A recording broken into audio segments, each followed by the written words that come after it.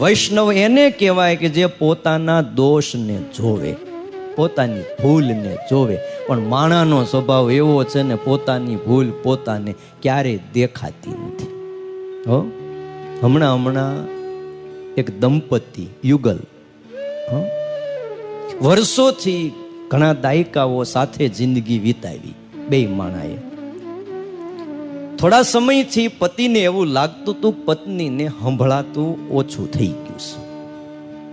એટલે એણે ડોક્ટરની સલાહ લીધી. બે માણા ડોક્ટર પાસે ગયા. વડીલ ડોક્ટર સાહેબને કીધું કે સાહેબ જરા જોવો મારી પત્નીને ચેકઅપ કરો કે એને સંભળાવવાનું હમણાં હાવ ઓછું થઈ ગયું છે.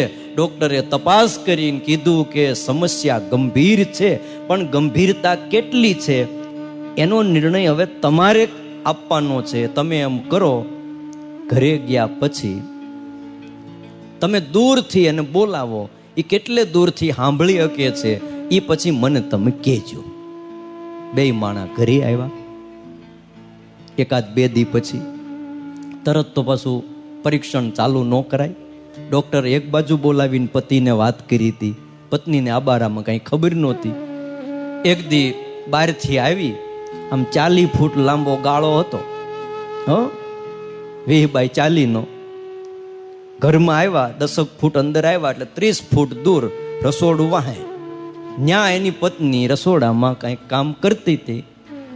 અહીંથી હાથ કર્યો, સાંભળ છો, આજે જમવામાં શું બનાવ્યું છે?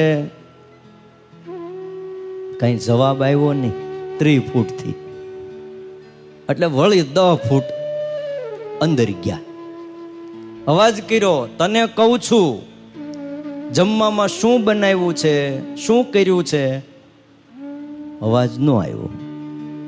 થયું કે સાંભળવાનું ઘણું ઘટી ગયું છે. વળી 10 ફૂટ પાછા, હવે 10 ફૂટનું અંતર. અવાજ કર્યો, જમવામાં શું કર્યું છે? કઈ જવાબ જ નહીં. એટલે થયું કે સાંભળવાનું હાવ બંધ થઈ ગયું લાગે. એકદમ રસોડામાં નજીક જઈને ખંભે હાથ મૂક્યો અને હલબલાવીને કીધું, તને કહું છું જમવામાં શું કર્યું છે?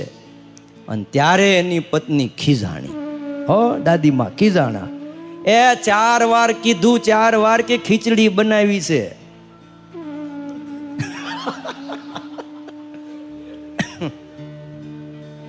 ઘણી વાર સમસ્યા પોતાની અંદર હોય અને સામે વાળામાં ઠોકી બેહારીએ.